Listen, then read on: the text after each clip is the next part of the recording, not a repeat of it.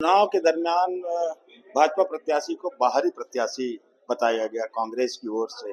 इसका कितना असर पड़ा चुनाव परिणाम पर? मेरे हिसाब से कांग्रेस की तरफ से ये बात पहल नहीं उठी। वो बाहरी है, बाहर से लड़ने आई है, यही यहीं के लोग, स्थानीय लोगों ने कहा है। चाहे वो वकील लोग हों, चाहे वो स्थानीय लोग हों, चाहे स्थानीय उनके कार्यकर्ता हों, उन्होंने कहा कि हमारे में से ही कोई दिया जाता टिकट। यहाँ के भी तो उम्मीदवार कम नहीं थे जो बाहर से आए, तो ये उनका है, हमारा नहीं। जब उन्होंने कहा तो हमारे लोगों ने भी कहना शुरू कर दिया। इसका कितना असर पड़ा होगा चुनाव पर, क्या मानती हैं आप? देखिए, मुझे ऐसा नहीं लगता कि बाहरी और भीतरी का कोई असर पड़ता है।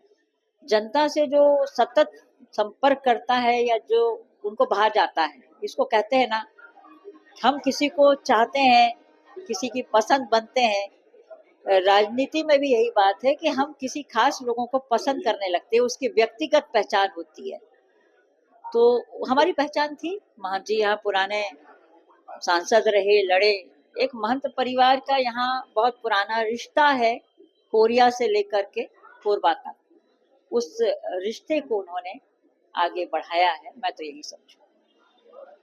आगे जाकर कोरबा के लिए, कोरबा लोकसभा क्षेत्र के लिए, यहाँ के लोगों के लिए क्या करने का इरादा है? कौन सी वो चीजें हैं जिनको आप प्राथमिकता के आधार पर इस क्षेत्र की जनता को सौगात के रूप में देना चाहेंगे? देखिए, पिछली बार जब मैं चुनी गई तो 5 साल में 2-2.5 साल कोरोना ने बर्बाद कर दिए।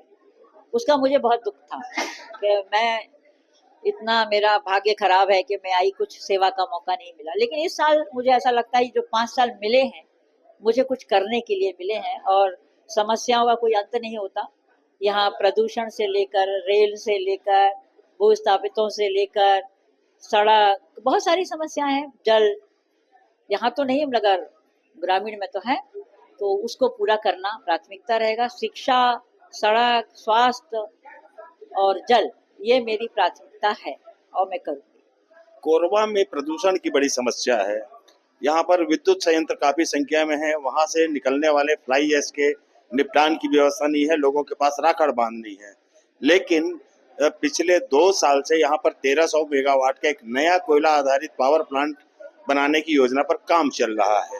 तो क्या आप मानती हैं कि उस पावर प्लांट को यहाँ स्थापित किया जाना चाहिए, वैकल्पिक कोई व्यवस्था नहीं होने के बावजूद, गंभीर प्रदूषण की स्थिति होने के बावजूद?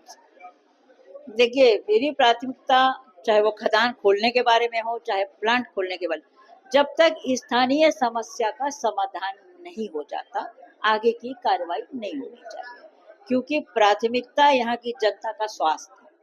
यदि उस स्वास्थ्य पर प्रभाव पड़ रहा है, बोन टीबी हो रहा है, यहाँ पर पल्मोनरी यानी कि लंग्स की बीमारी हो रही है, टीबी हो रहा है, ये सब राखड़ से हो रहा है। पेट की बीमारी हो रही है, राखड़ मिल रहा है पानी में।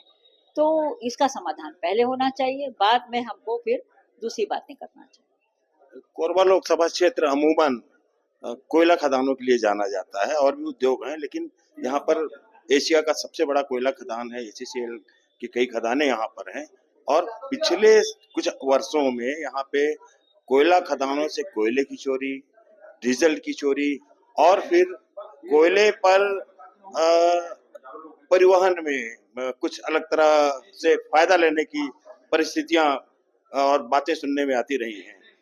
आगे अब इस नई पारी में आप इनके लिए क्या पहल करेंगी? इन पर रोक लगाने की कोशिश करेंगी? इस पर रोक होनी चाहिए।